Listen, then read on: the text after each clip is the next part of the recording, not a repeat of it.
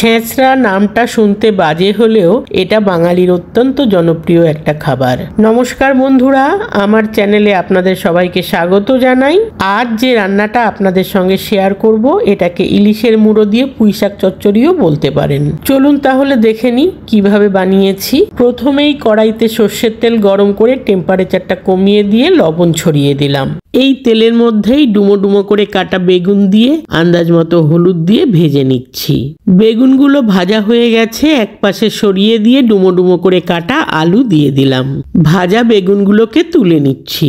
আলুগুলোকে লাল লাল করে ভেজে এক পাশে সরিয়ে দিয়ে ইলিশের মুড়োটা দিয়ে দিলাম। ভাজা আলুগুলোকে তুলে নিচ্ছি। মুড়োটাকে উল্টে পাল্টে ভালো করে ভেজে নিচ্ছি।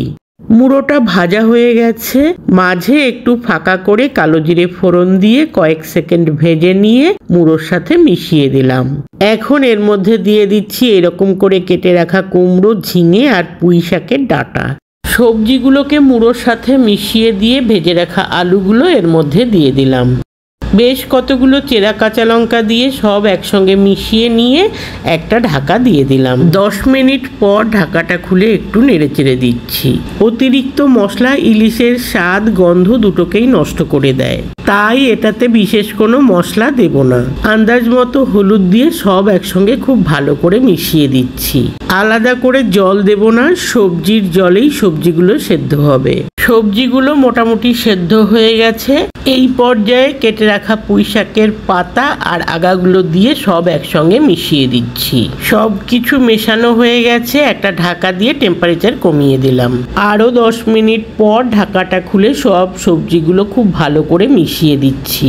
প্রতিটা সবজি খুব ভালোভাবে সেদ্ধ হয়ে গেছে। হাতার সাহায্যে মাছের মুড়োটাকে খুব ভালো করে ভেঙে দিচ্ছি। সাথে কিছু আলু আর কুমড়োকেও ম্যাশ করে দিচ্ছি। সবজিতে আলাদা করে জল দিলে সবজির টেস্ট নষ্ট হয়ে যায়। সবজি প্রায় রান্না হয়ে গেছে, দিয়ে দিলাম স্বাদ মতো চিনি আর ভেজে রাখা বেগুন। সব একসঙ্গে খুব ভালো করে মিশিয়ে নিচ্ছি। বেগুন খুব নরম সবজি, তাই এটাকে সব শেষে দিলাম। আগে দিলে একেবারেই গলে যাবে। চিনি দিয়েছি তাই জল বেরোবে, সেই জন্য একটা ঢাকা দিয়ে দিলাম। 5 মিনিট পর ঢাকাটা খুলছি, দেখুন কত পরিমাণ জল বেরিয়েছে। খোলা রেখে জলটাকে একটু শুকিয়ে নিচ্ছি। লবণ আর মিষ্টিটা একটু চেক করে নিচ্ছি। লবণ একটু কম আছে, তাই আন্দাজ মতো লবণ দিয়ে খুব ভালো করে মিশিয়ে নিচ্ছি। খুব ভালো করে মেশানো হয়ে গেছে, একটা ঢাকা দিয়ে দিলাম। 5 মিনিট পর ঢাকাটা খুলছি, দেখুন আবার কতটা জল বেরিয়েছে।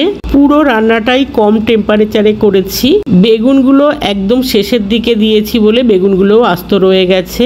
রান্না হয়ে গেছে, ইন্ডাকশন অফ করে অন্য একটা পাত্রে ঢেলে নিচ্ছি।